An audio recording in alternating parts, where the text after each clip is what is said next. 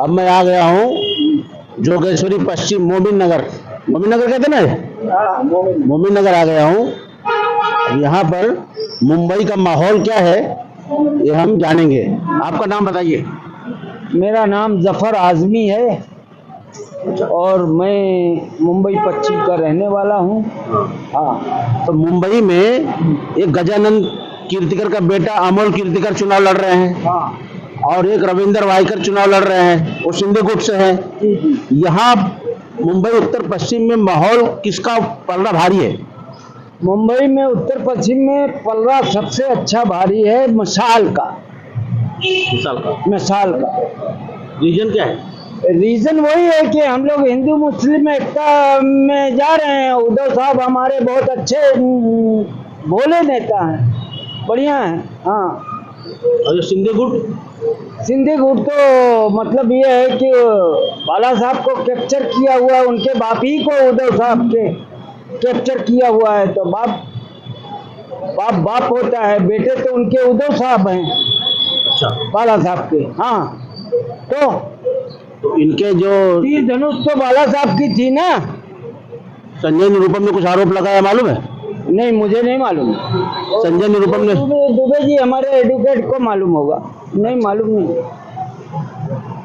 आप तो राजनीति में, आपको नहीं मालूम है? बिल्कुल बिल्कुल, हम तो जमाने से समाजवादी में हमारा संगठन है। तो समाजवादी पार्टी तो अलायंस में है ना? अलायंस में है ना हमारे। तो संजय निरुपम ने अमोल कीर्तिकर पर क्या आरोप लगाया है? संजय निरुपम का नहीं पता है हमको, सिर्फ पता है कि हमारे नेता अबू आसिम जो है मसाल में गठबंधन में है।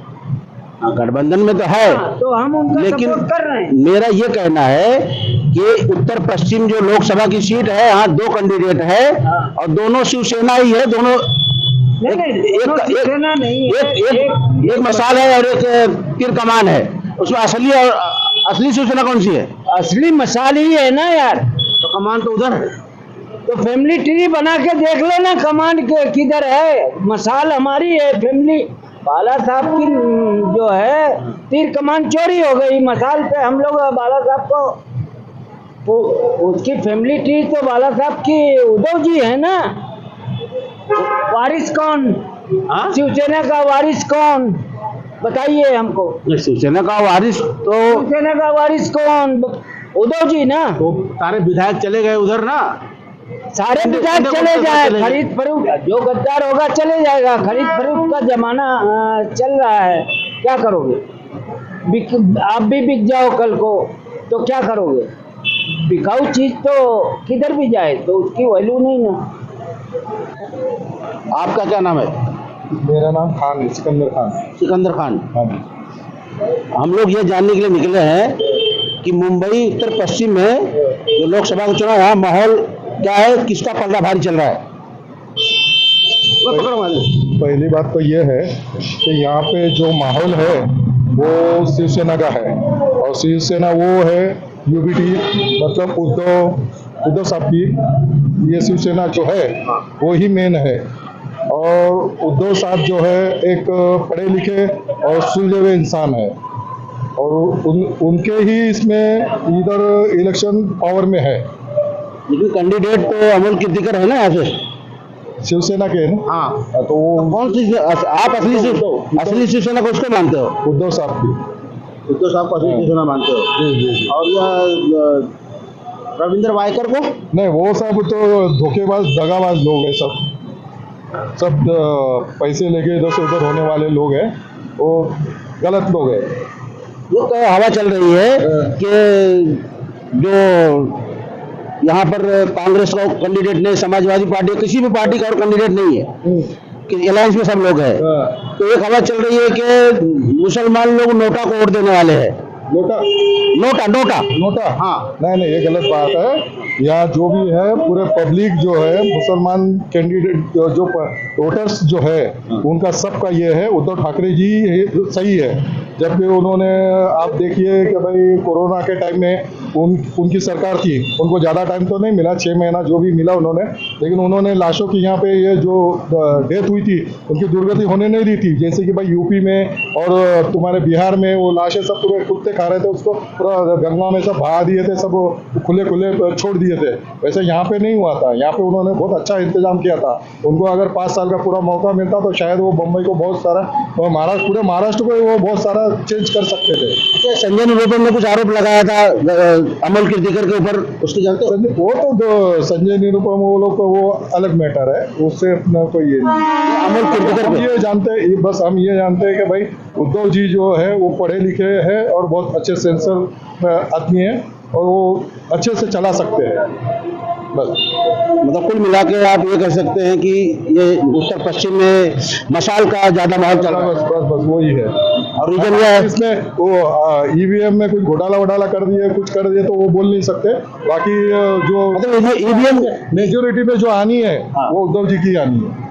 मतलब यहाँ पर कोई जो आरोप लगाते हैं लोग कि ये खिचड़ी घोटाला है, वो कोई माने नहीं रखता। वो कोई मायने नहीं रखता। वो तो सारे घोटाले हैं। वो तो आप बीजेपी में चले जाओ तो वॉशिंग मशीन में धुल के निकल जाते हैं, वो साफ हो जाते हैं, वो कोई मसला नहीं है उसका। रविंद्र वाइकर का एक स्टेटमेंट है, वो भी तो नहीं लग रहा है ना चिंदगुड़ से।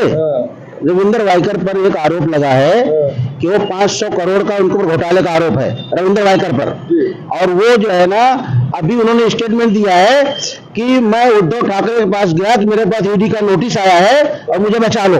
तो उद्धव ठाकरे ने हाथ ऊपर उठा लिया। तो बोले फिर मैं या तो जेल जाऊं या तो फिर मैं क्या करूं, फिर मेरे को चिंदगुड़ जा करके वहां से टिकट लेकर चुनाव लड़ना पड़ा। इस पर आप क्या कहोगे? वो तो चले ही गए। अगर वो सही रहते तो नहीं जाते थे। अगर गलत है, उन्होंने गलत किया होगा तो जाएगा ही वो। उद्धव ठाकरे के पास वो गए थे मदद मांगने के लिए, उन्होंने मदद देंगे नहीं। उस मदद उन्होंने नहीं किया तो अच्छा किया कि मतलब बुरा किया? वो आदमी एकदम सिंसियर आदमी है, पढ़ा लिखा आदमी है और एकदम व्हाइट कॉलर आदमी है। तो उससे मतलब ये जो लोगों ने गलत किया है तो उनको डर लगा रहता है कि भाई मुझसे गलत हुआ है तो अभी मैं बच नहीं सकता हूँ, इसलिए वो बीजेपी में चले गए। उनको उद्धव जी कोई साथ देने वाले नहीं है। अगर गलत किया तो गलत के साथ गलत ही ये होगा, और जो सही है उसके साथ सही होगा। मोमिन नगर में मतलब ये माहौल है कि मशाल का। हाँ जी मशाल बिल्कुल उद्धव जी ही मेन है। आपका क्या नाम है सर? मैं यहाँ का नहीं है, केरला का है। अच्छा, आप केरला के हो, पर यहाँ बैठे हो तो आपको लोगों में तुमको कुछ मालूम पड़ता होगा ना किसका माहौल बढ़िया है? वही है, अपना भाई जो बात किया वही सही है। अच्छा, भाई ने जो बात की है, आप भी केरला के हो? हम लोग दोनों केरला। एक सवाल पूछता हूँ, ये बताओ कि रविंद्र वाइकर ने बोला कि मैं उनको 500 करोड़ का घोटाले का आरोप लगा। सुनो मेरी बात सुनो। 500 करोड़ का घोटाले का आरोप लगा, ईडी का नोटिस आया। वो उद्धव ठाकरे साहब के पास गए कि भाई हमको बचा लो, हमारे पास ईडी का नोटिस आया, मेरे पास भी आया, मेरी पत्नी के नाम पर ईडी ने नोटिस भेजा है, मुझे बचाओ। उद्धव ठाकरे साहब ने हाथ ऊपर उठा लिया, किसी को नहीं बचाया। तो बोले इसके लिए मैं चिंदगुड़ में चला गया। क्या आप क्या बोलते हो? अरे नहीं, ये तो मालूमात ही नहीं है। उनका बेटा तो हमारे साथ है। किसका बेटा? कीर्तिकर साहब का बेटा साथ में है, हमारे साथ है। रविंद्र वाइकर की बात कर रहा हूं। गठबंधन वाइकर से हमसे क्या लेना, दूसरी पार्टी से हमसे कुछ नहीं। अच्छा। हमसे सिर्फ मसाल का पूछो, जितना चाहिए उतना मसाल। मसाल ही है। हाँ भाई, हम मुंबई का माहौल जान रहे हैं कि मुंबई में क्या माहौल चल रहा है इलेक्शन 2024 का। हाँ, और वोट है आपका? वोट नहीं है आपका? क्या नाम भाई? मेरा नाम शरीफ भाई। मेरा ये पूछना चाहता हूँ मैं कि मुंबई में इलेक्शन का क्या माहौल चल रहा है? माहौल तो एकदम गर्मा गर्मी वाला ही है। गर्मा गर्मी वाला, लेकिन किसका पलड़ा भारी लग रहा है? उद्धव साहब का ही लगेगा। उद्धव साहब का लगेगा। क्यों, मतलब ऐसा? अब उन लोगों ने उनकी सीट ले ली और उनकी निशानी ले ली, सब कुछ ले लिया। मतलब हमदर्दी, सहानुभूति। हाँ, सहानुभूति समझ लो। क्योंकि बाला साहब ठाकरे ने बहुत कुछ किया है मुंबई के लिए, तो उसके हिसाब से बराबर।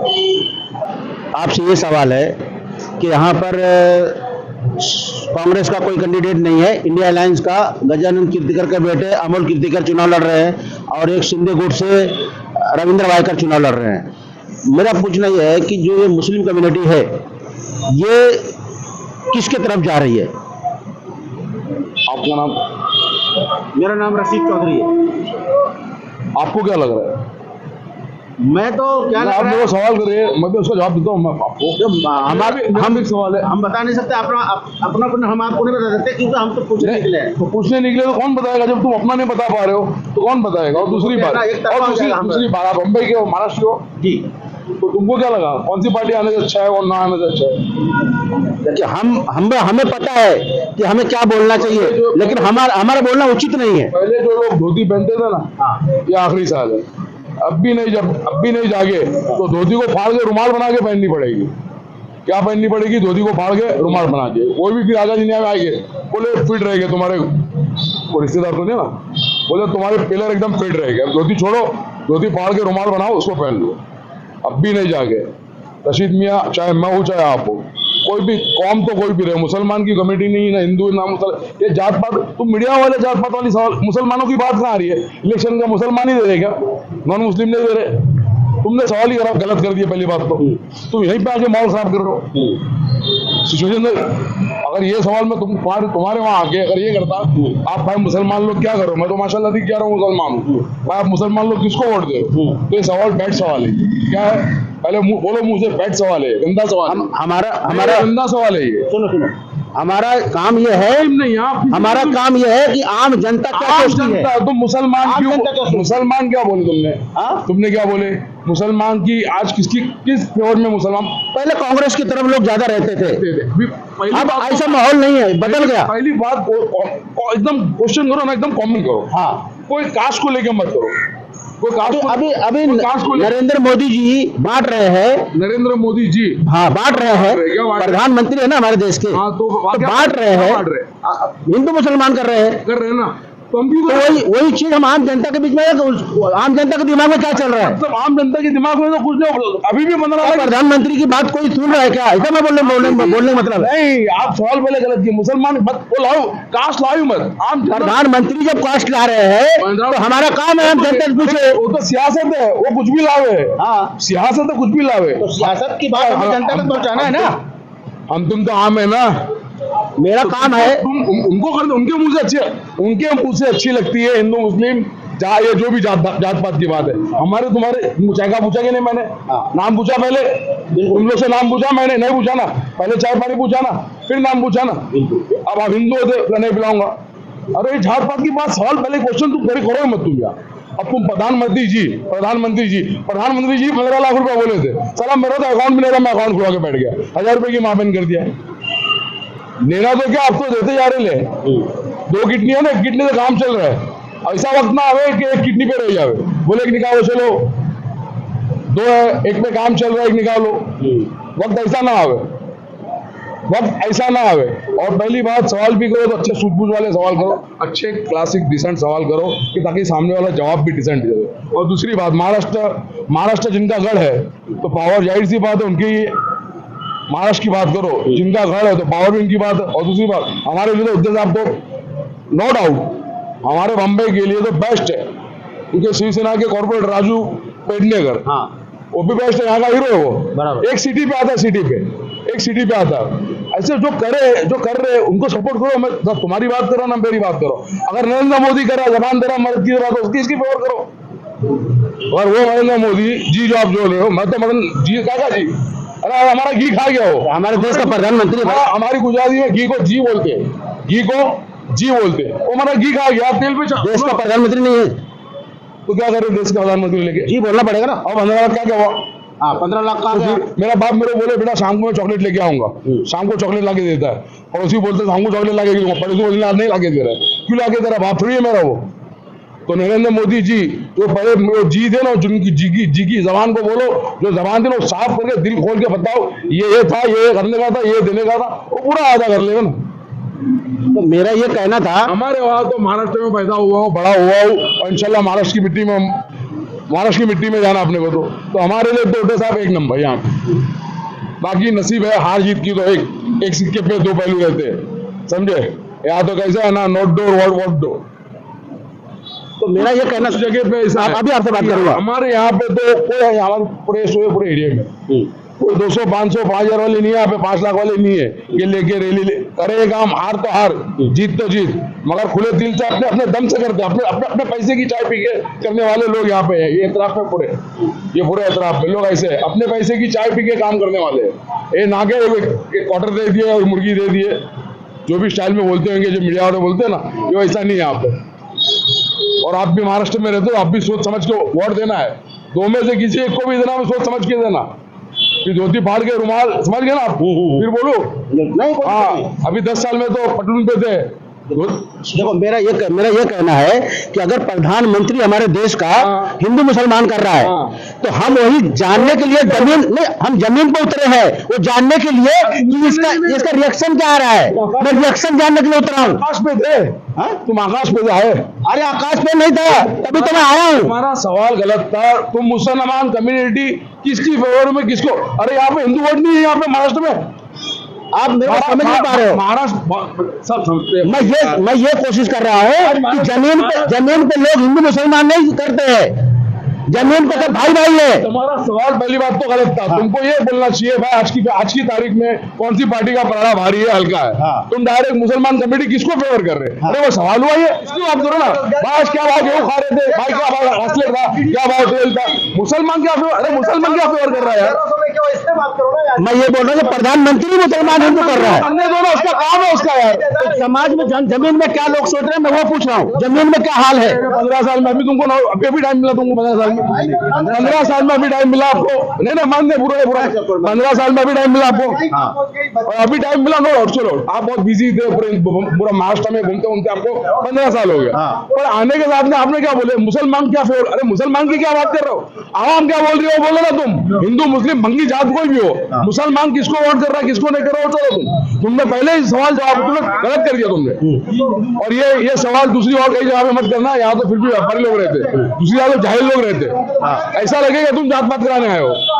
तुम जात पात को दबाने या दिखाने नहीं आए, तुम जात पात कराने आए हो। लोगों के दिमाग में आ जाएगा। सवाल करो तो ऐसा करो कि जिसमें ना जात हो ना पात हो। भाई तुम क्या बोल रहे हो, तुम क्या खाओगे, रोटी खाओगे या गोली खाओगे? सवाल ऐसे करो। तुम बोले जात पात सीधा मुसलमान किसको दे रहा है? अरे जिसको जहाँ देना देगा, मेरे को भी देना देगा, नहीं देना नहीं देगा, इसकी मांगा मारू। भंगी झाड़ू मारे, भंगी को सलाम। प्राइम मिनिस्टर आप गाली मत निकालो, डीप करना पड़ेगा मेरे को। गाली मत निकालो। यहाँ भंगी अगर प्राइम मिनिस्टर बोलना बोलो, गाली। अरे चुप करो ना, गाली का तुम मेरी बात समझो। या भंगी है ना झाड़ू वाला, मेरे एरिया का झाड़ू वाला, अगर प्राइम मिनिस्टर बनता है, काम करता है तो उसको सलाम है। अगर मेरा भाई प्राइम मिनिस्टर बनता है, नहीं काम करता है, तो उसकी माँ की गाली नहीं दे रहा हूँ, उसकी माँ की गलत फिर पैसा लगे कि मेरे बाप ने गलत काम कर दिया था, जो उसको पैदा कर दिया था। चाहे भंगी काम। प्रधानमंत्री स्टेटमेंट देते हैं, उनके स्टेटमेंट के बाद पब्लिक का रिएक्शन क्या आता है वो देखो हमें झेलना पड़ता है। प्रधानमंत्री को यह बोलने से पहले सोचना चाहिए कि उनको हिंदू मुसलमान नहीं करना चाहिए। अगर हम जनता के बीच में जाके हिंदू मुसलमान के बारे में पूछते हैं तो हमें पब्लिक बेइज्जत करती है। तो इसलिए प्रधानमंत्री को चाहिए कि हिंदू मुसलमान के नाम पे नहीं, विकास के नाम पे। माहौल है ना उत्तर पश्चिम का, किसका पलड़ा भारी है? यहाँ तो गठबंधन चल रहा है, शिवसेना कांग्रेस, इंशाल्लाह वही है। गठबंधन है, पब्लिक है ना कंट्रोल की। गवर्नमेंट ने लोगों के साथ अन्याय किया और हमारे जज्बात से खेले। हिंदू मुस्लिम सबसे पहला जो धर्म है वो है इंसानियत। ऊपर वाले ने हमें इंसान बनाया, इंसान के बाद हमें अलग अलग आस्थाओं पे हमारा विश्वास बनाया। और विश्वास हमारे लिए अनाज एक, पानी एक, खाना एक, नहाने धोने की सारी व्यवस्था एक है, तो हम इंसान भी एक है। बिल्कुल सही बात। धर्म ये कोई जाति सीख के, मेरा बोलने का मतलब ये है प्रधानमंत्री को हिंदू मुसलमान का स्टेटमेंट नहीं देना चाहिए। राजनीतिक मुद्दा है, ये एक राजनीतिक मुद्दा है। अपने वोट को प्रधानमंत्री जितने भी बाहर इलेक्शन जीत कर आए हैं, राम मंदिर, मस्जिद, हिंदुस्तान पाकिस्तान, पुलवामा हमला, ऐसे बहुत सारे मुद्दे हैं और इन्हीं पर इनकी गवर्नमेंट बनी है। अगर ये ईवीएम का सबसे बड़ा जो खुलासा है ईवीएम का, अगर ये घोटाला ना हो, ईवीएम चोरी ना हो, 24 घंटे में ईवीएम गायब ना हो, तो ये सरकार 2014 और 2019 में भी नहीं आती। इलेक्टोरल बोर्ड जो घोटाला हुआ उसके बारे में क्या कहना है? उसके बारे में जो बड़े बड़े हमारे नेता बैठे हुए हैं, देखिए राजगद्दी पे बैठने वाले रडाल लोग हैं क्योंकि हमारे नेता ही दल बदलू है, कोई कांग्रेस में रहकर बीजेपी में जाता है, बीजेपी में रहकर कांग्रेस में जाता है। तो एक हम एक कैंडिडेट वाहिद जो हमारे जिम्मेदार कैंडिडेट है, हमें जो बेहतर लगेगा हम उसको चुने, हम किसी गवर्नमेंट पर इल्जाम नहीं लगाएंगे। खत्म हो गए, चाहे वो मुसलमान हो चाहे बीजेपी का हो, शिवसेना का, कोई भी पार्टी हो, हमारे लिए जो बेहतर है हम उसकी रिस्पेक्ट करते हैं, हम उसको लेकर आएंगे। नरेंद्र मोदी बोलते हैं कि हमने विकास किया। क्या विकास किया? विकास तो बड़े बड़े उद्योगपतियों का विकास हुआ, अडानी अंबानी का विकास हुआ। खुद राहुल गांधी खुद कह रहे हैं कि काला धन कहाँ है? काला धन तो अब मालूम पड़ा कि काला धन तो अंबानी अडानी के पास है। पोटले भर के तो उनके पास आए काला धन। अभी नरेंद्र मोदी ने अभी बोले थे ना कि टेम्पो में डाल करके कांग्रेस के ऑफिस में पैसा भेजा गया। वो सब कांग्रेस की बात नहीं है, वो बौखला गए हैं। नरेंद्र मोदी जी बौखला गए, प्रधानमंत्री बौखला गए, क्योंकि उनकी सीट जाने वाली है। इस बार वो प्रधानमंत्री बनने वाले नहीं है, इसलिए वो बौखला गए। इसकी वजह से वो बौखलाहट की वजह से वो कांग्रेस के ऊपर डाल रहे। राहुल गांधी हर बार बोलते हैं, नरेंद्र मोदी ने कहा कि राहुल गांधी कभी ऐसा बोलते नहीं है, हर बार बोलते नहीं है कि राहुल उसके बारे में अपना अडानी अंबानी। लेकिन हम रोजाना न्यूज देखते हैं, राहुल गांधी जी हर बार बोलते हैं अडानी अंबानी, अडानी अंबानी, अडानी अंबानी। यही उद्योगपति है, उनके जो 5-6 उद्योगपति है, करोड़पति, उन्होंने जो घोटाला किया है। और आज जाके 10 साल तक कुछ नहीं बोले। 10 साल में पहली बार अडानी अंबानी का नाम लिए। कौन? नरेंद्र मोदी जी ना। तो वही तो मैं कह रहा हूँ कि 10 साल तक कुछ नहीं बोले, और आज अभी बोल रहे कि काला धन आ रहा है। काला धन अभी बाहर निकल रहा है, पोटला भर करके काला धन बाहर निकल रहा है अंबानी और अडानी के पास। बस हम यही कह रहे हैं कि राजनीति है, बस मोदी जी, नरेंद्र मोदी जी बहका रहे हैं लोगों को, लोगों का जहन डाइवर्ट कर रहे हैं, लोगों को माइंड को डाइवर्ट कर रहे हैं, और इसी वजह से वोट हासिल कर रहे हैं। हम ये चाहते हैं कि भाई कांग्रेस सरकार आवे, अच्छी शिक्षा देवे, रोजगारी देवे। बेरोजगारी का मुद्दा है, रोजगारी का मुद्दा है, हमको यही चाहिए बस। और उसका मतलब जमीन पर हिंदू मुसलमान कुछ नहीं है, कुछ भी नहीं है, नहीं है। लेकिन प्रधानमंत्री जो है हिंदू मुसलमान बोल करके और वोट लेना चाहते हैं 80% का, ऐसा कहना है। नहीं, वोट लेना नहीं चाहते, वोट नहीं है, वो लोगों को बहका रहे। मैं क्या बोला, लोगों का माइंड को वॉश कर रहे। प्रधानमंत्री क्या कर रहे हैं? लोगों के माइंड को वॉश कर रहे हैं, जनता को माइंड को वॉश कर रहे हैं कि भाई मस्जिद, मंदिर, बाबरी मस्जिद, ये मस्जिद, फलाना मस्जिद, मंदिर बना के लोगों को डाइवर्ट कर रहे हैं और वोट हासिल कर रहे हैं। बस यही है। मुस्लिम हिंदू से कोई लेना देना नहीं, समझे? साथ में आपस में बैठते उठते सब कुछ है। वोट जिसको देना है वो तो जनता बता दे रही, जनता को मालूम पड़ गया है, जनता को अच्छी तरह से मालूम पड़ गया है कि जनता किसको वोट देने वाली है। इस बार मोदी का सफाया होने वाला है अच्छी तरह से, नरेंद्र मोदी जी का सफाया होने वाला है। इस बार वो वोट जीतने वाले नहीं है, बस राहुल गांधी जी जीतने वाले, कांग्रेस पार्टी जीतेगी। मुंबई का माहौल क्या है, क्या चल रहा माहौल? किसका? अपने हिसाब से जो भी होगा अपन बटन दबा के दे देंगे, वो तो दिखाएंगे 4 तारीख को। 4 तारीख को हम दिखा देंगे। 20 तारीख को पढ़ने वाला। हाँ तो 20 तारीख को, लेकिन 4 तारीख को रिजल्ट आएगा ना। 4 को रिजल्ट आएगा। हाँ, उस टाइम पे पता चल जाएगा कौन किसके साथ में। मुंबई का माहौल क्या है? हम बोल के नहीं बता सकते, लेकिन बटन दबा के दिखाएंगे। आप क्या कहेंगे, मुंबई का माहौल क्या है? मुंबई का माहौल जो होगा इंशाल्लाह, अल्लाह चाहेगा वही होगा। आपके दिमाग में कुछ चल रहा है कि किस आधार पे आप वोट देने वाला, मुद्दा क्या है? मुद्दा तो वही है कि इंसानियत कायम रहे, इंसानियत मोहब्बत में है, वही मुद्दा है, बाकी कोई मुद्दा नहीं। प्रधानमंत्री का स्टेटमेंट आप सुने हो? वो तो बहुत सारे स्टेटमेंट, अलग अलग स्टेटमेंट देते, कभी ऐसा स्टेटमेंट पसंद आता है? कैसे आएगा? अच्छा आदमी स्टेटमेंट। प्रधानमंत्री का स्टेटमेंट इतना गिरा हुआ, वो आपको पसंद आता है? नहीं आता है, बिल्कुल नहीं आएगा ना। कैसे आएगा? वो मुद्दा क्या लाते आप सब, हम सब जानते हैं किसके बारे में मुद्दा है। हिंदू मुसलमान करते हैं, और क्या करते हो? नहीं, उनका स्टेटमेंट लेकर के हम जनता में उतरते हैं ना, तो जनता हमें मारने तैयार हो जाती है। क्यों उनका स्टेटमेंट आप यहाँ कैसे ले रहे हो? तो मतलब प्रधानमंत्री होकर के ऐसा स्टेटमेंट देते हैं, उनको शर्म नहीं आती है। और हम अगर वही सवाल लेके जनता में आते हैं तो हम टूट जाए। सही बात है। वो उनका जो मुद्दा है वो गलत मुद्दा है ना, सही मुद्दा होना चाहिए, मैं बोल रहा हूँ। मतलब जमीन पे उनके मुद्दे की कोई वैल्यू नहीं है, कोई भी नहीं है, कुछ भी नहीं है वैल्यू। आज तक आजाद हो के देश इतने साल हो गया है, कोई मुसलमान मंगलसूत्र किसका बेच के खाया है क्या? ऐसा कैसा बोला हो पंतप्रधान? क्यों बोला ऐसा? आज मुसलमान को दे देंगे ऐसा प्रधानमंत्री बोला। फिर आज तक ऐसा किया है कि मुसलमान सबके लेके चलता, सबको लेके चलता। कांग्रेस दे देगी, वो बोलते हैं। कांग्रेस देगा, 100% देगा। कांग्रेस कोई वोटिंग ज्यादा कहना चाहता हूँ, जितने हिंदू भाई है ना, इससे एक बात करना चाहता हूँ, अगर हिंदू एक हो जाएंगे ना, मुसलमान एक हो जाएंगे, तो प्राइम मिनिस्टर कुछ नहीं कर पाएगा। मुसलमान और हिंदू एक हो जाना चाहिए बस। तो यहाँ पर मुंबई उत्तर पश्चिम में यही तो हुआ है ना, सब जगह। मैं बोला हिंदू भाइयों से यही कहता हूँ कि हिंदू मुसलमान एक हो जाओ, ये प्राइम मिनिस्टर है ना सीधा हो जाएगा, कुछ नहीं करने की जरूरत नहीं है। समझाओ मेरी बात, ये बोलो। अंधों की नगरी में कौन राजा बैठा हुआ? आई बहुत गर्म हो जाते जल्दी, आप शांत हो। मैं आपसे पूछना चाह रहा था ना, इलेक्टोरल बॉन्ड के अंदर प्रधानमंत्री ने 6,500 करोड़ रुपए का इलेक्टोरल बॉन्ड ले लिया और पूरी कोशिश की है कि जनता में आना नहीं चाहिए, पूरी कोशिश की है। SBI बैंक ने उसने पूरा छुपाने की कोशिश किया। आपको लगता है कि आम आदमी को ठग करके और ये जो पैसे चंदे के रूप में लिया गया, ये कहाँ तक सही है? गलत है, बिल्कुल गलत है, क्योंकि लोगों से चंदा लेके नरेंद्र मोदी जी लोगों से चंदा लेके वसूल करके आप इलेक्ट्रॉनिक बॉन्ड जो वो किए उन्होंने, ये बिल्कुल गलत है। क्योंकि पैसा किसका है?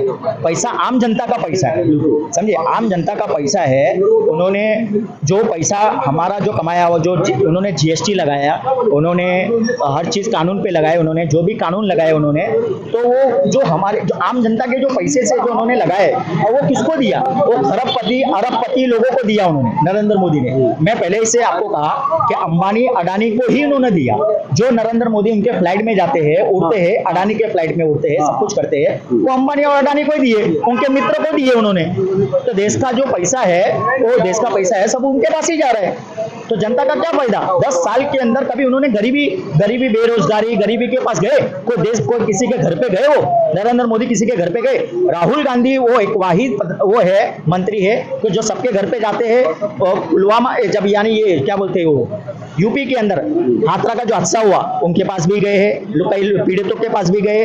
अभी मणिपुर के अंदर पूरा मणिपुर जल गया, लेकिन प्रधानमंत्री वहां नहीं पहुंचे। और परसों के स्टेटमेंट में प्रधानमंत्री बोलते हैं कि पूरे जितने साल 75 साल के अंदर, यानी जितने भी जब से देश आजाद हुआ है, कोई भी प्रधानमंत्री मणिपुर नहीं गए।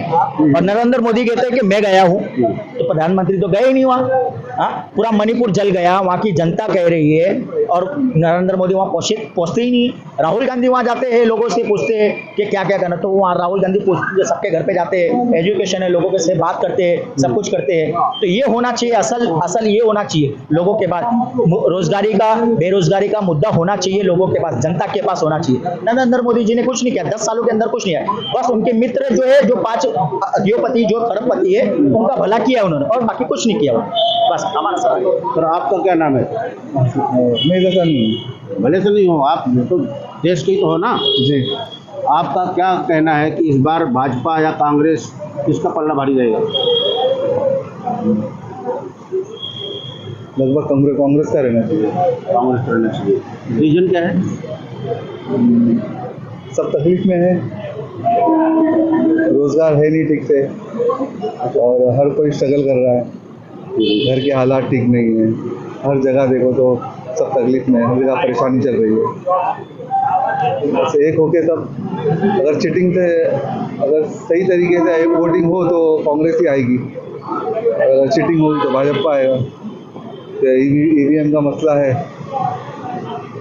EVM का मसला जब तक रहेगा, जब तक प्रॉब्लम रहेगी। जब लोगों को भरोसा ही नहीं EVM पे, तो फिर उसको ज़बरदस्ती लोगों पे मुसल्लत करना, लादना ठीक नहीं है, फिर भी किया जा रहा है। ठीक है, तो ये रहा मोमिन नगर के लोगों का ओपिनियन। अब हम चलते हैं किसी और जगह पर, कुछ और बात